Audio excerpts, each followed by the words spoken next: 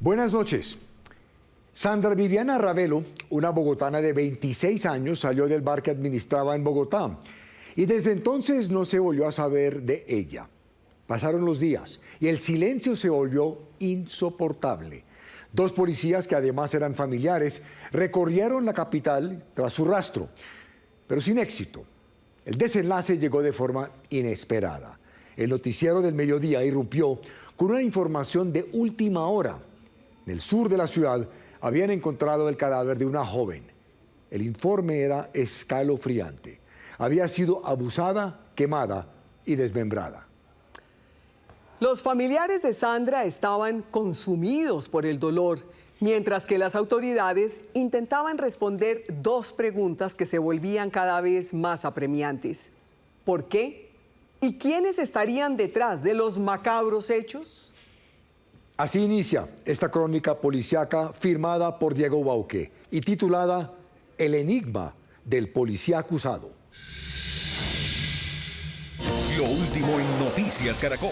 Las autoridades de Bogotá hallaron en las últimas horas el cuerpo de una mujer que apareció asesinada en zona rural del sur de la ciudad. El cuerpo de una mujer de entre 18 y 20 años de edad. Luego de casi una semana de búsqueda, el último minuto del noticiero se encendió como un faro que empezó a iluminar el camino hacia la verdad para estos dos policías, John Alexander Quintero y su curso en la Escuela de Policía, John Ravelo. Están llevando a cabo las investigaciones. Si bien la información aún no era precisa, algo les decía que aquel cuerpo era el de la mujer que llevaban buscando con desespero por media Bogotá, pero no como agentes de la ley, sino como familia. John Fabio Ravelo era su hermano mayor y John Alexander Quintero, su novio. Fue una semana de búsqueda con Ravelo. Es una noticia que aparece de última hora. El CTI de la Fiscalía hizo el levantamiento del cadáver. Yo con Ravelo le digo, pues curso, hagámosle de una vez para arriba. El cuerpo fue encontrado en inmediaciones de Arborizadora Alta, este sector de Ciudad Bolívar. Cogimos una moto, nos pusimos una sudadera, nos tapamos los uniformes y arrancamos para arriba. El 15 de enero de 2011, Quintero y Ravelo descubrieron en este CAI de Ciudad Bolívar una imagen que jamás se borraría de sus mentes. Y los policías dicen, ¿y ustedes quiénes son?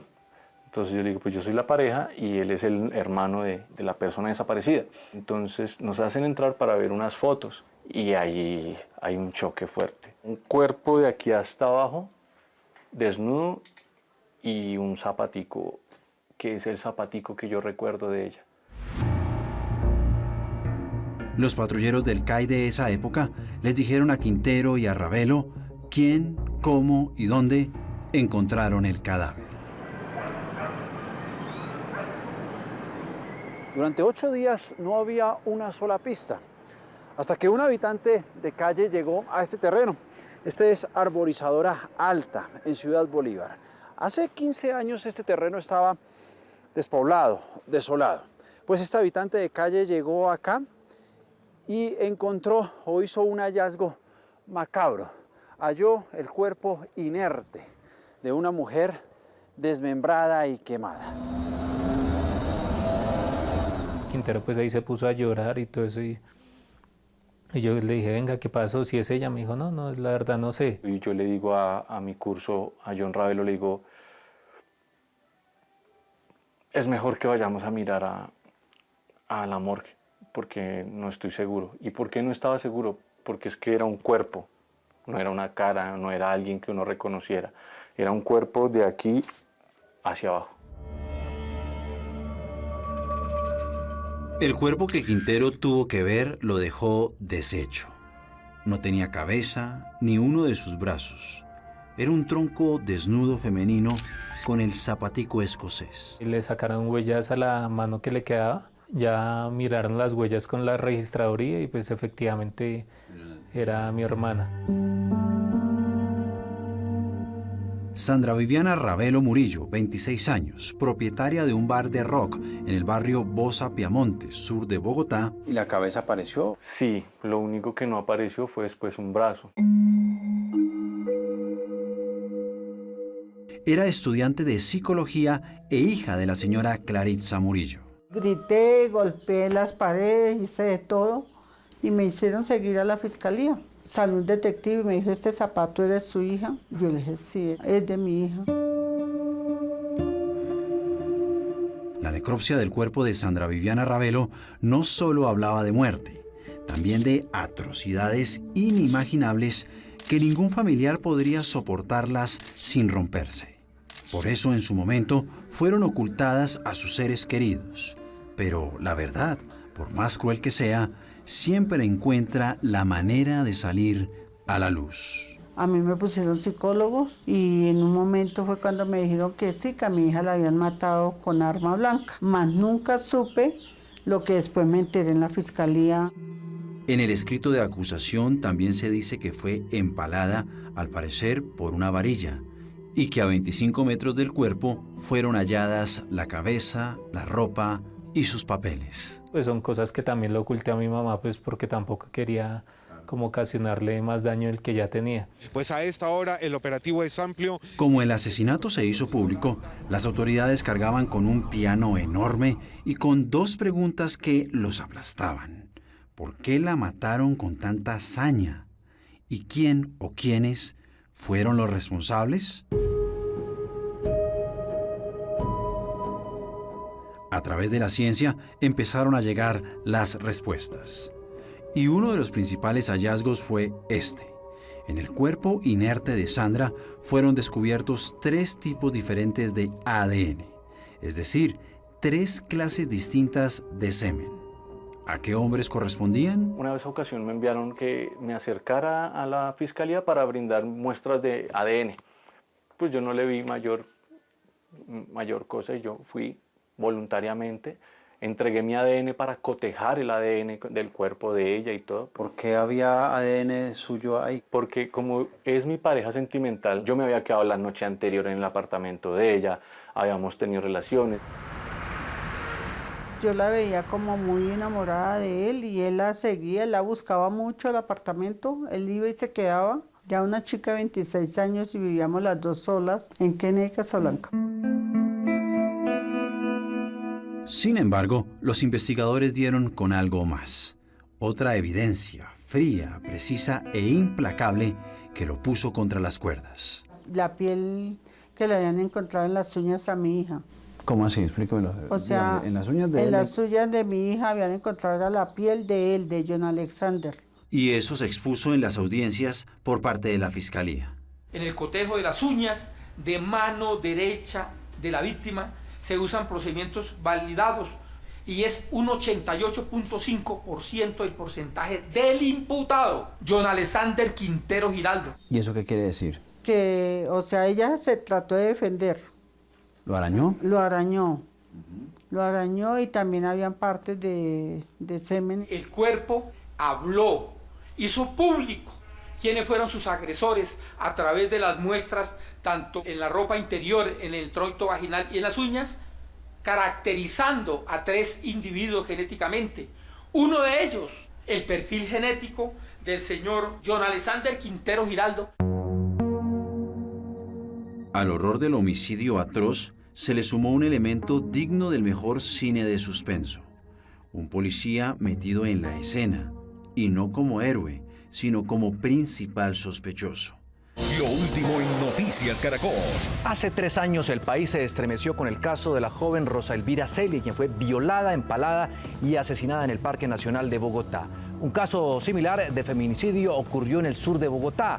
El presunto responsable de este nuevo y aberrante crimen habría sido el novio de la víctima. La habían violado, la habían empalado, le quemaron su cara. Sandra habría sido asesinada por 3 hombres. Uno de ellos, según la fiscalía, habría sido su propio novio, el patrullero John Alexander Quintero. Demasiado celoso ese señor. Posesivo con ella, celoso. Sé que era muy celoso. Una prueba de ADN y piel del patrullero de la policía hallada en las uñas de la víctima lo compromete, según reveló la fiscalía. Estas 3 personas fueron las que se unieron, planearon y realizaron la actividad criminal, su señoría. Demasiada rabia sentía por él y decepción porque yo decía, pero fue algo que alguien que yo tuve en mi casa, que esto, pues no viviendo, pero que iba. ¿Y qué quería hacer usted cuando la fiscalía decía que él era el partícipe de ese homicidio? Ay, de verdad de matarlo a él también en ese mismo momento. ¿Qué pensamiento tenía en su cabeza? De ahorcarlo. Yo decía, no me importa, y acá me cogen y me llevan de una vez para la Buen Pastor. Lo que significa, su señoría, que la pena a imponer a John Alexander Quintero Giraldo debe ser la máxima que tiene nuestro ordenamiento penal, es decir, 60 años de prisión. Según la Fiscalía, John Alexander Quintero es uno de los responsables del brutal homicidio de Sandra Ravelo, pero si el policía es culpable, ¿por qué habla con tanto desparpajo en distintos escenarios con Diego Bauque? La verdad de este crimen apenas asoma. A partir de este momento puede opinar con el hashtag numeral El Enigma. Ya regresamos. Empiezan, échalo para acá, picador, pica pica, así me gritaban. ¿Eso le decían? Me gritaban Pikachu, me gritaban pica pica, el descuartizador manso.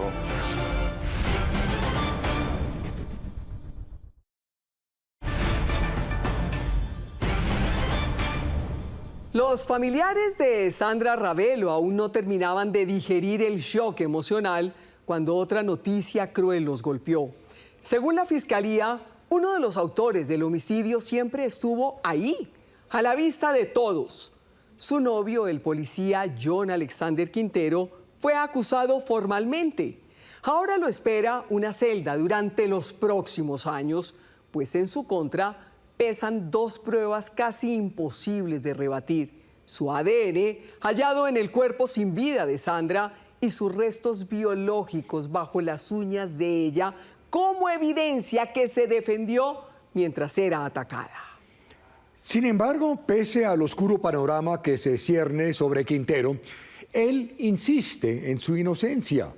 ¿Será cierto o se trata del disco rayado que repite la mayoría de los reclusos?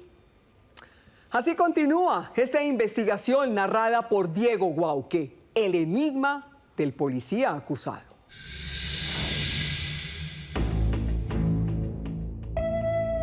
¿Cómo conoció usted a John Alexander? En la escuela de FACA de la policía pues realizamos los dos el curso de patrulleros. En esa época pues nos volvimos amigos. ¿Cómo conoció a Sandra? Sandra era la hermana de mi compañero, un curso de escuela, somos cursos de policía, y la conocí en una ceremonia de la escuela. Eso fue hace 15 años, comenzando el 2011. Era una muchacha carismática, su cabellito negro, conversadora, delgadita. Con el tiempo pues nos hicimos pareja y duramos 8 meses. No le vi nada de malo, o sea, pero pues igual también uno le recomendaba que pues que la quisiera, que la cuidara. ¿Y a usted personalmente cómo le caía a él? Pues al comienzo no muy bien, porque era por la forma de él. Y él tenía una expresión en la cara que no me gustaba, y yo alguna vez le dije a ella que será que él fumaba algo. O sea, tenía un bar. Sí, que era el hermano. El hermano fue el que montó el bar y ella se lo administraba.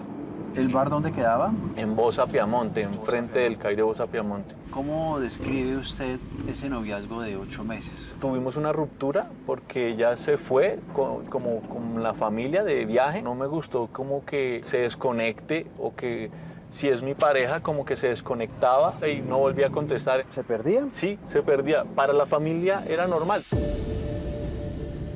El viernes 7 de enero de 2011, Sandra Viviana Ravelo se perdió para siempre. ¿Qué estaba haciendo aquel día su novio, el policía acusado por la fiscalía de ser su homicida? John Alexander, ¿acá qué queda? Aquí era el local, el bar donde atendía a Viviana. Este era el bar de Ravelo y ella lo administraba. ¿Ahora es otro negocio? Sí. Y dice que la última vez que la vio con vida fue aquí, sobre las 7 de la noche. Para esa fecha había una ley que no podían cerrar los bares después de la 1. Entonces yo le dije, amor, vengo después a ayudarte a cerrar antes de la 1. Me despedí de ella, ella tenía sus zapaticos y me despedí. Yo arranqué, cogí un alimentador y me subí al alimentador para irme para el portal de la 80, que yo tenía la cita con una amiga. Sí. Ahí ya fue la última vez que la vi. Según Quintero, esa noche se le hizo muy tarde y no alcanzó a regresar a la 1 de la mañana al bar. Ya cuando yo llegué ya estaba cerrado, finalmente nos devolvimos. Y dice que pernoctó en casa de una tía. Y yo paso la noche ahí donde mi tía Judy. De acuerdo con Quintero, al día siguiente, sábado 8 de enero de 2011, se dirigió hasta el apartamento de su novia, ubicado en este conjunto en Kennedy. Yo voy hasta la casa, directamente allá donde el compañero, y le digo, Curso, ¿dónde está Viviana? Me dijo, no, ella no vino anoche. Pues a mí sí se me hizo raro, para ellos no, para ellos es normal que se desapareciera, para mí no era normal. Hasta el momento era normal. ¿Por qué normal? Porque mi hermana sí había noches en las que se iba de pronto con las amigas o algo y no llegaba al apartamento. Entonces él me dijo, tranquilo, esperemos a que pase el puente y ahí sí pues buscamos, miramos a ver qué pasó. Así fue, yo ese día me quedé con él, me quedé en el apartamento de él el sábado, el domingo y el lunes festivo, todo el fin de semana estuve con ellos. Pero ella no llamaba ella ni no nada. aparecía, Pero no ellos llamaba. no estaban alarmados ni nada. Le marcábamos al teléfono y no, el teléfono sonaba y sonaba y sonaba y sonaba. Pues ya obviamente uno se empieza como a angustiar porque igual tampoco contestaba. Pero ya es martes, inicio de la semana y no aparecía, entonces empezamos la búsqueda con el hermano y con la mamá. Abrimos el local, miramos a ver si hay roto, hay golpes, sangre o algo así. Nada. Pero sí hallaron la libreta en la que Sandra anotaba a los clientes que entraban cada noche. Llamaron a algunos. Empezamos a buscar pistas con esos clientes. Los clientes nos empiezan a contar qué fue lo que sucedió esa noche.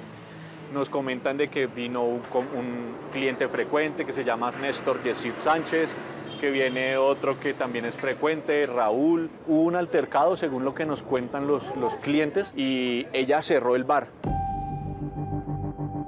Según Quintero, Sandra Viviana fue pareja de Néstor Yesid Sánchez y de Raúl. También dijo que junto a Ravelo lograron hablar con Néstor Yesid y que esto les relató. No sé qué relación tenían ellos tres o cuál era la relación con ella. El todo fue que se armó una discusión. ¿La discusión fue por un tema de un aborto? Pues es lo que yo tengo entendido, que ella había abortado unas semanas antes. ¿Y de quién? No sé de quién. Sí. Pero puede ser que esa sea la discusión, el motivo de la discusión. Ella cerró para evitar más altercados y hasta ahí fue donde nos contaron. ¿Cerró el local y se fue con ellos?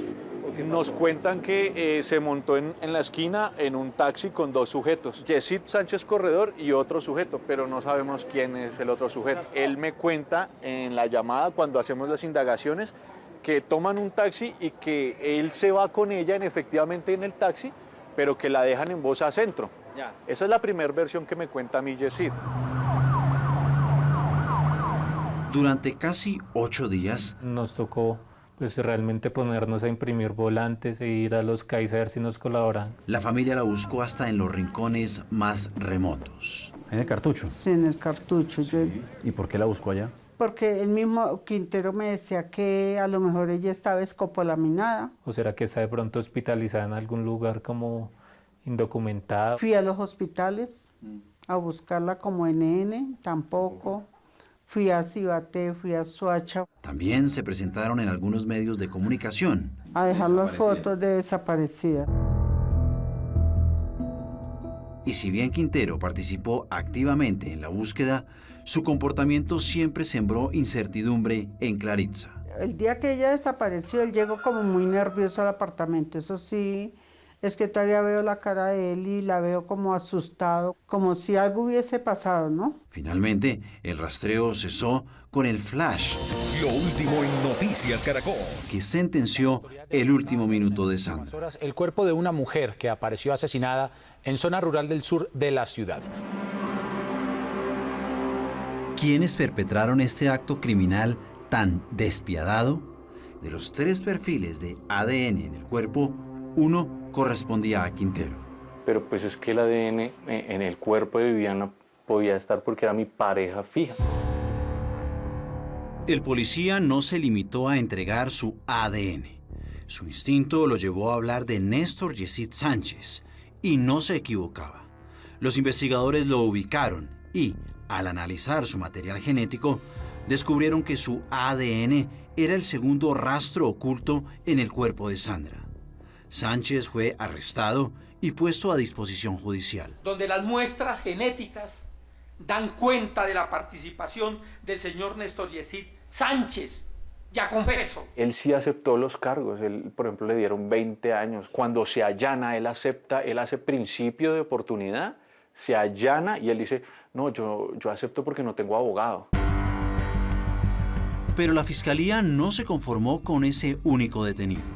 Las sospechas también se dirigieron hacia John Alexander Quintero, luego de que los análisis forenses revelaran material genético suyo bajo las uñas de Sandra. Pues la fiscal dijo que era que ella se había defendido de mí y que ella se había quedado con rastros de su agresor en sus uñas. La fiscalía decía tener certeza científica en el caso de Quintero, pero aún le faltaba sustentar algo importante: el motivo. Según la fiscal, el motivo del por qué yo, según ella, yo era el homicida, era porque yo era muy celoso, que era muy, pero muy posesivo. Y es lo mismo que le dice a la mamá después, en las entrevistas. La mamá lo repite tal cual, así como se lo dice. Demasiado celoso, sí, señor. Posesivo con ella, celoso. Sé que era muy celoso. Si uno quisiera como írsele encima de esta persona, porque pues era alguien del que uno no esperaba que llegara a hacer algo así. Era una persona que uno obviamente no podía desconfiar, y pues tanto tiempo que estuvo incluso esos días como ayudándome, como ocultando también lo que había hecho. ¿Lo engañó? Sí, me sentí engañado. Y en 2014, 3 años después del atroz asesinato, John Alexander terminó tras las rejas en los calabozos de los Mártires, centro de Bogotá. ¿Por qué no estuvo usted en la prisión de los policías? Decían que no me podían meter allá en la prisión de policías por la gravedad de mi delito. Homicidio, violación, descuartizamiento, no, de todos los delitos habidos y por haber. Yo no lo creía, yo no sabía cómo, o sea, pasé de en la mañana ser un policía a en la noche ser el bandido más grande de todo Bogotá. Estar encerrado junto a los mismos criminales que persiguió durante años fue solo el primer calvario que tuvo que soportar. Me tocó ganarme mi lugar a golpes por policías, por ser policía. Ganarse su lugar en medio del asfixiante hacinamiento de nuestro sistema penitenciario. El lugar está hecho como para, no sé, unas 70 personas. Llegamos a ver 125, 140 personas.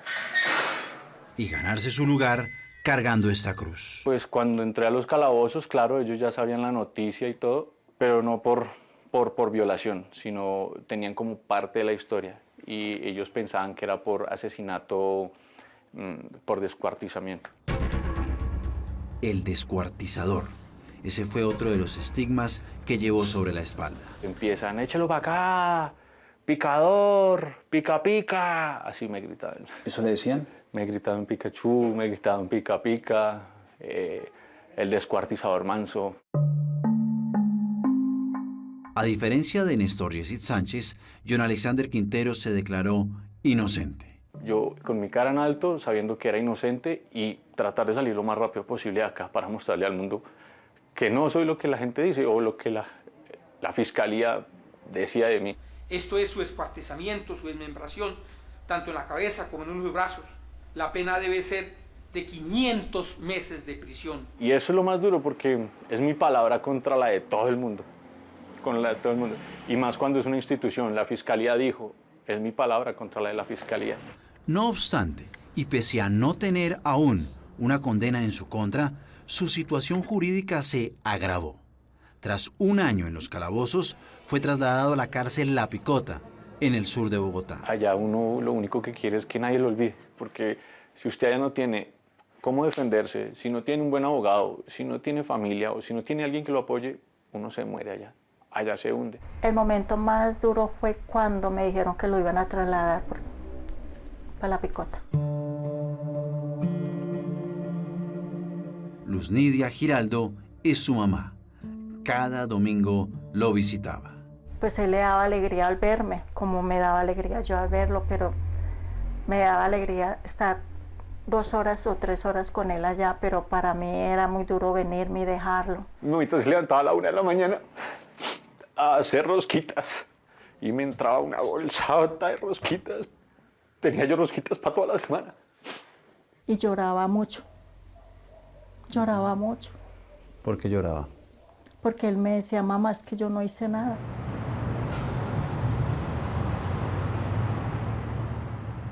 Alison Quintero tiene hoy 17 años. Es la hija de John Alexander. Sus visitas también terminaban por quebrarlo. Pues era muy bebé, ella tenía 8 o 9 añitos y ella nunca se enteró realmente qué era el lugar. No sé qué pasaría en la cabecita de ella. Solo cuando llegaba, pues yo lo único que hacía era pues tratar de compartir, hacerla sentir feliz.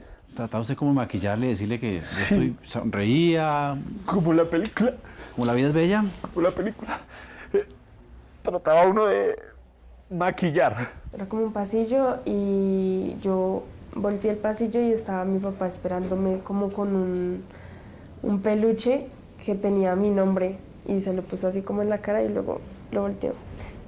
Y lo vi, pues yo salí como a correr, a abrazarlo. La atrocidad de los delitos por los que estaba detenido no tardó en ser descubierta por los demás reos. Su vida pendió de un hilo varias veces, en especial durante los primeros meses. Sin embargo, nada lo golpeó con tanta fuerza como la frustración de sostener a toda costa que era víctima de una injusticia colosal. Y pues mi único deseo era que se supiera la verdad, que se supiera la verdad. Pero su supuesta verdad chocó contra una justicia tan sorda y dura como la madera que a diario pulía en prisión. Pues en la cárcel allá lo que hice fue aprender a manejar la madera. Por más de 30 meses talló la estrategia para intentar convencer a la justicia colombiana de que él no era uno de los 3 monstruos que astillaron hasta hacer trizas la vida de su novia Sandra Viviana Ravelo. Estuve 1 año en calabozos y estuve 3 años en la picota. Pero todo fue en vano. La madera de su defensa terminó por quebrarse.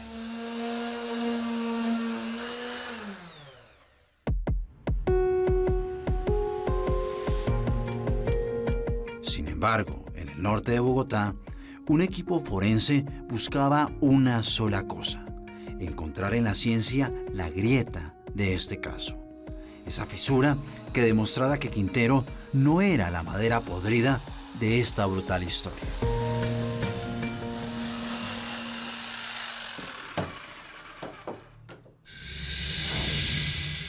Las esperanzas de libertad de Quintero están ahora en manos de la ciencia forense. Podrá demostrar lo que ha sostenido desde el principio, que no es el monstruo que han pintado la Fiscalía y los medios de comunicación. Ya regresamos. Pero no cabe la posibilidad de que en efecto haya sido un error de la justicia. No, yo sé que no. ¿Por qué no? Porque yo sé que Quintero tiene culpa, mucha culpa ahí.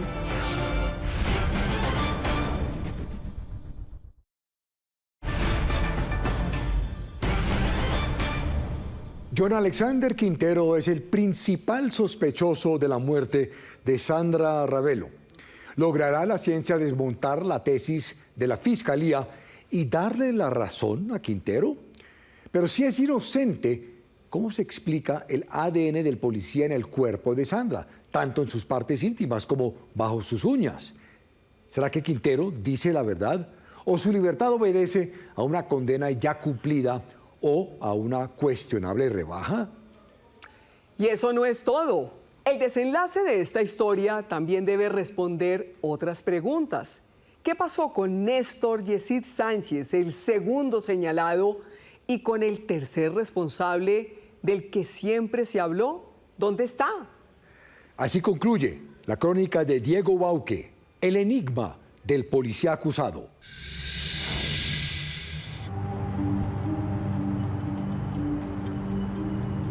Corría septiembre de 2015 cuando el caso del patrullero Quintero llegó a manos del médico forense Aníbal Navarro. Para entonces, el uniformado sumaba un año de encierro. Al revisar minuciosamente folios, necropsias y audiencias, desconociendo su señoría que en su cuerpo habían dejado rastros de sus agresores. Navarro halló la primera gran grieta. Según él, el cuerpo de Sandra Ravelo nunca fue desmembrado como se dijo al principio. Esto es su escuartizamiento, su desmembración, tanto en la cabeza como en los brazos. ¿El cuerpo estaba desmembrado, como se presentó en un comienzo? No está desmembrado, son animales que han intervenido y han fragmentado el cuerpo. Y en este caso, lo más probable son perros. Pero no fue el único hallazgo. ¿El cuerpo estaba quemado? No, el cuerpo no estaba quemado. De hecho, el equipo interdisciplinario que lo aborda define que no hay unas quemaduras, que eso es parte de la descomposición. Resulta que los cuerpos, la piel se comienza a colocar de color negra, depende si está al frío, si está al sol, y para ojos no expertos dice está quemada. Para Navarro, las versiones sobre un supuesto desmembramiento y la existencia de quemaduras nacieron de una interpretación equivocada de la escena del crimen, alimentada por fotografías que, a su juicio, fueron tomadas por una persona sin la debida experiencia en fotografía forense. Y salió algo a la luz que la fotógrafa forense, que debe de ser un técnico y que tiene una formación en fotografía forense, pues no la tenía y que era auxiliar de enfermería. O sea, la persona que tomó las fotografías no era un fotógrafo o una fotógrafa, sino una enfermera. Era una enfermera y no una persona con formación en fotografía forense. En este caso, pues eso generó una cadena de errores al momento de hacer los álbumes fotográficos, al momento de interpretar. Luz Adriana Pérez Sepúlveda, genetista forense del equipo de Navarro, se encargó de revisar la prueba reina de la Fiscalía, el rastro de ADN que arrastró a Quintero a prisión. Este es su análisis sobre los restos biológicos hallados en las uñas de la víctima. Coincide con el señor Quintero. Y tú dices, no, pues hay coincidencia porque, claro, la lucha, pero hay otros elementos que hay que interpretar de esas uñas. Las uñas no están rotas, no hay ningún tipo de daño en las manos que sugiera esa lucha. Entonces, tienes el ADN, pero tienes también la evidencia de que no hubo violencia.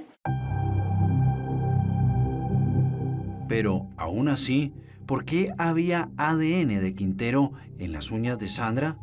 Responde Blanca Alicia Rincón, abogada del ex policía. Esas células que encontraron allí eran mínimas y de un porcentaje de ADN muy mínimo frente a lo que realmente pudiese haber sido una huella de defensa. Entonces, ¿qué tipo de células había en las uñas de Sandra? Las muestras que había, Diego, era como cuando uno se da la mano cuando hay un rozamiento. Y entonces acá, por el simple hecho de saludarnos, ya hay células mías en sus manos. Sí, ¿Sí? Acá pueden quedar células. ¿No era que hubiera arrancado piel y que hubieran encontrado piel mía en las uñas? No, es ADN normal, como cuando tú te sientas en el computador de tu compañero y ya hay ADN tuyo.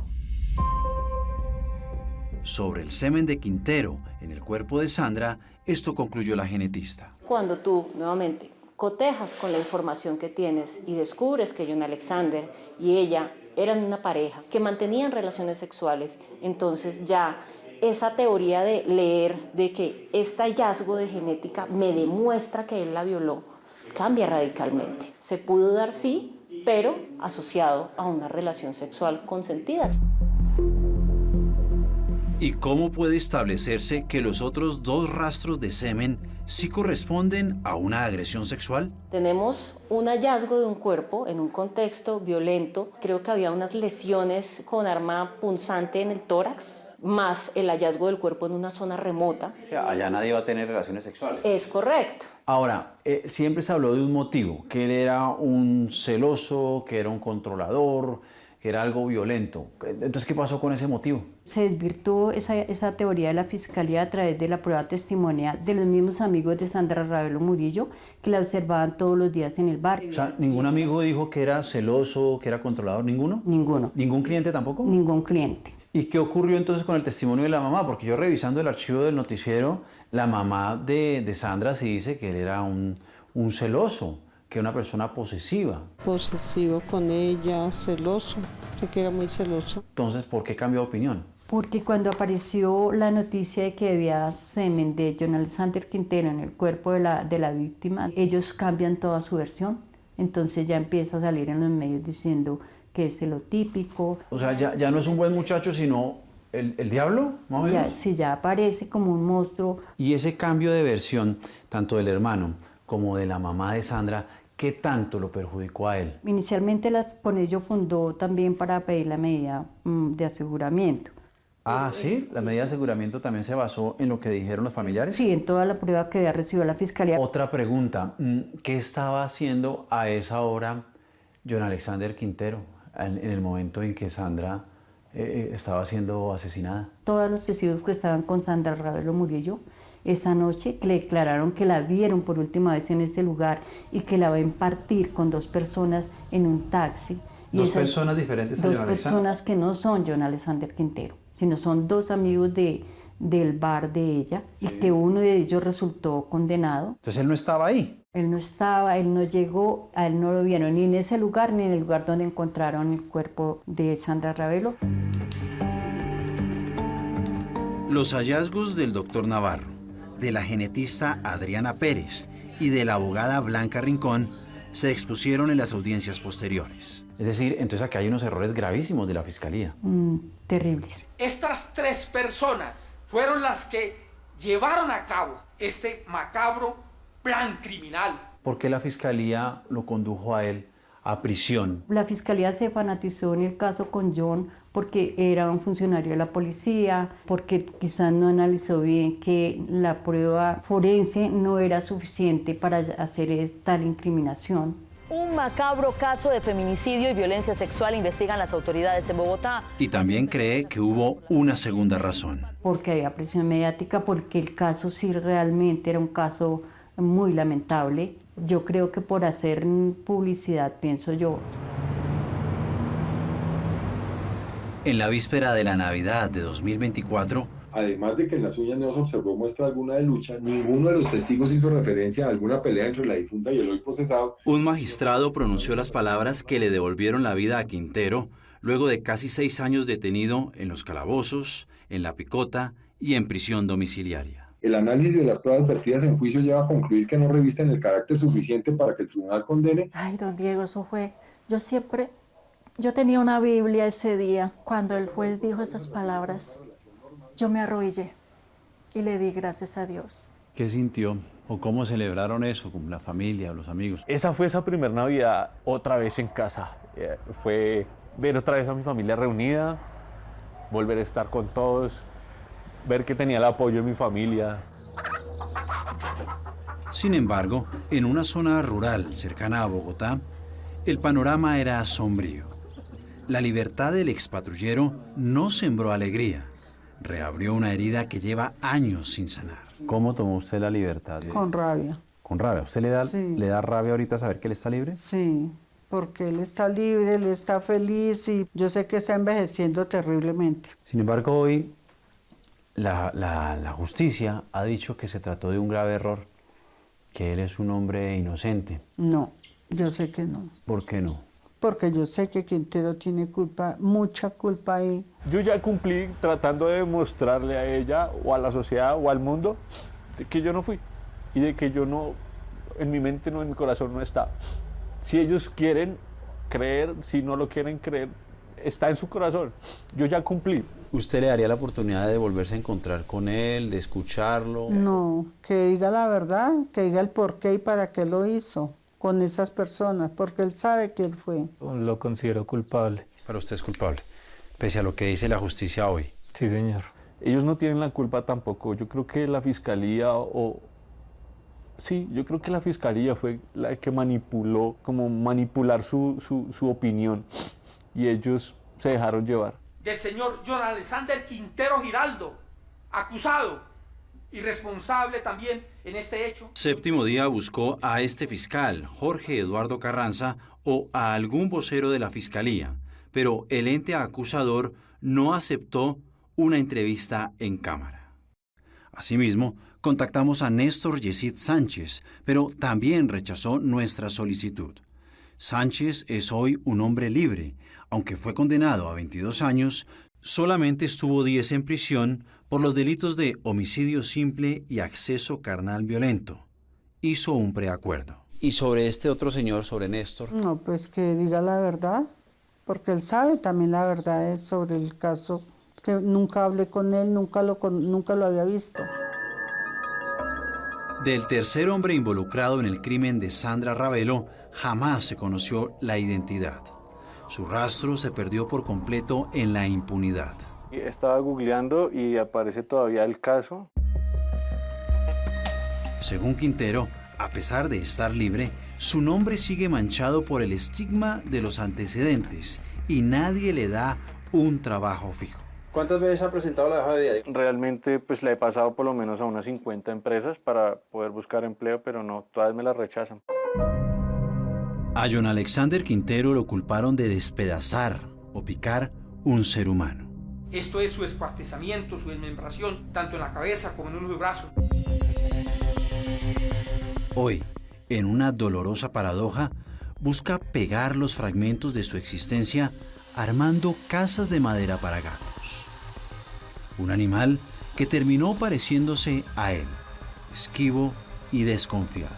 Su recelo era total, paniqueado por la prensa y, sobre todo, por las autoridades que lo señalaron.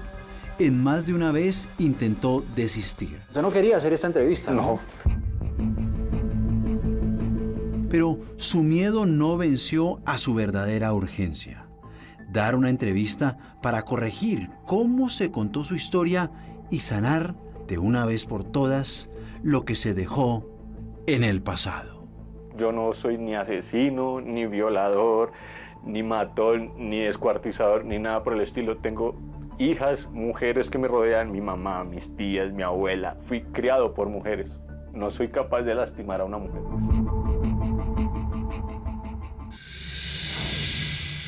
John Alexander Quintero no tiene trabajo fijo. Su nombre, aún estigmatizado, le cierra puertas. Por eso habló en Séptimo Día, para limpiar su reputación.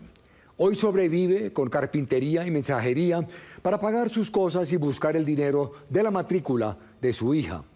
Su única esperanza es una demanda de más de 1.000 millones de pesos contra el Estado para reparar el error que él afirma marcó su vida. Ahora un avance de lo que verán el próximo domingo aquí en Séptimo Día. ¿Quién no quiere una casa propia? Es un sueño de vida.